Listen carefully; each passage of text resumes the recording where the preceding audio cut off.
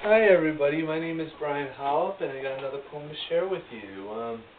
The name of this one is called Jesus Wept. And no, it's not about Lazarus or Mary and Martha, that situation, but this one is about Woodstock. I recently came back from a wonderful trip to Villa Roma up near Calhoun, New York.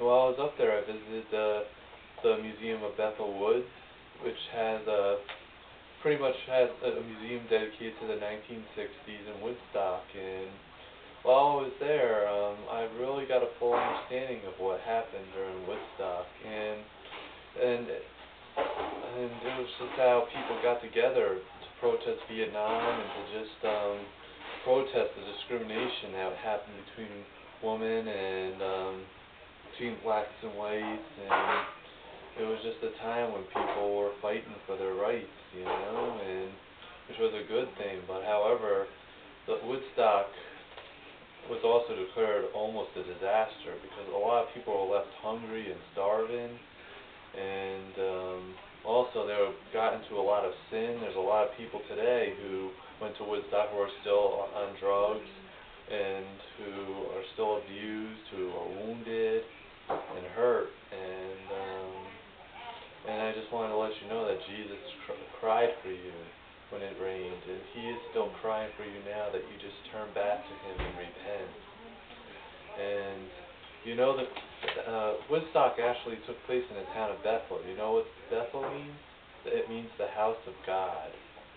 And so when they had Woodstock, they were celebrating, idolizing all these rock groups, and also they were worshiping false gods. They were into drugs and all kind of sexual and lustful sin, but the whole time he just cries, and a lot of people have this attitude like, oh, what's God gonna do? I'm gonna keep sinning. He's gonna strike me with a lightning bolt. But no, instead he's a Lord who cries for you, because he just cries because that sin just separates us from him, and he desires so much to be with you and to just turn and repent. And so here's the poem. It's called Jesus Wept. Back in the summer of 1969, there was a major shift in the paradigm. In Vietnam, there was rumor of war that drove the U.S. into an uproar. Americans asked why they should fight. There was a desire for unity among black and white. There was also talks about a woman's right. For peace and unity, America turned to fight. So they planned a 3-day concert that would rock. The name of this concert is called Woodstock.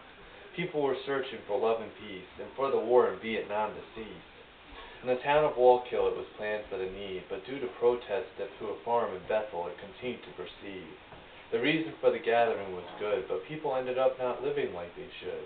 For instead of Jesus, they turned to other things: drugs, false god worship, and sexual sins, as each band sings.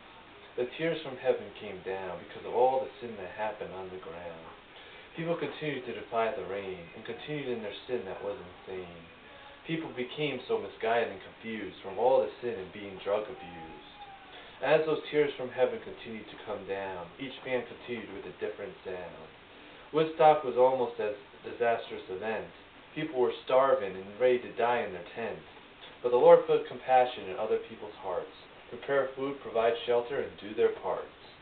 Today, as those tears from heaven now and then come down, we still have all these different protest groups around. But why is it sometimes the Christians can't be found, and instead they bury their heads like ostriches in the ground? Instead of hiding in our church country clubs, we need to get out into the parks, malls, and pubs. We need to stand up for the Lord's peace and love. Stand up to comfort the one who cries for us from above. People are still searching for the truth. We need to show them his word like the book of Ruth. We need to fight against worldly sin. We need to scream and shout for him. For our freedom to worship him, we must turn and fight, before we lose it all in just one night. This is for the one whose tears come down. Please comfort him, repent, and turn your life around.